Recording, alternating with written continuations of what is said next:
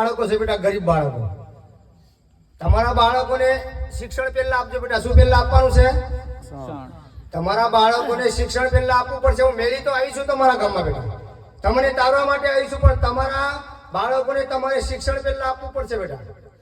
દારૂ બાટલી beer whisky રફતાડી આજે તમે છોડશો, 5 પૈસા તમારી પાસે બચશે તો તમારા બાળકોને ભણવામાં કામ લાગશે કે ના લાગે? લાગશે ખરું ને? તમે તો નથી ભણ્યા, પણ તમારા બાળકોને તમારે ભણાવવું પડશે. ભણાવી ગણાવીને સદબુદ્ધિ એમને પ્રાપ્ત થાય. આગળ કદાચ કોઈ વડીલ વ્યક્તિ હોય, મેજિસ્ટર હોય, જજ હોય, પીએસઆઈ હોય કે ડીઆઈજી હોય કે ડીએસપી હોય, એની સાથે બોલવાની ક્ષમતા છે કલમ. શું છે? જે બાળકના હાથમાં કલમ હોય એ ગમે એવા માણસ સાથે બોલી શકે બેટા. જે ભણેલો વ્યક્તિ નથી એ બોલી ના શકે. એ વ્યક્તિ આ રીતના ઉભો રહે બેટા. કઈ રીતના ઉભો રહે? આ રીતના ઉભો રહે. જે ભણેલી વ્યક્તિ હોય એને બેટા આ રીતના ઉભો રહે. સાહેબ સાથે બોલવાની ક્ષમતા ધરાવે છે કલમ.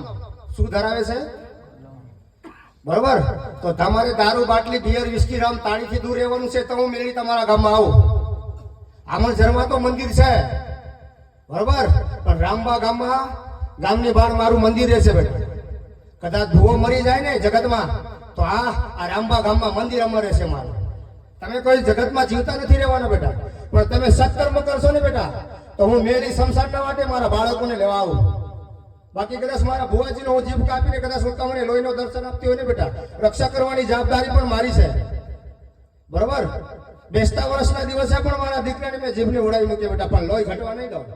આ શરીરમાં લોહી ઘટવા દે તે મેળડી બીજી, ને તમને હારવા દઉં તે મેળડી બીજી.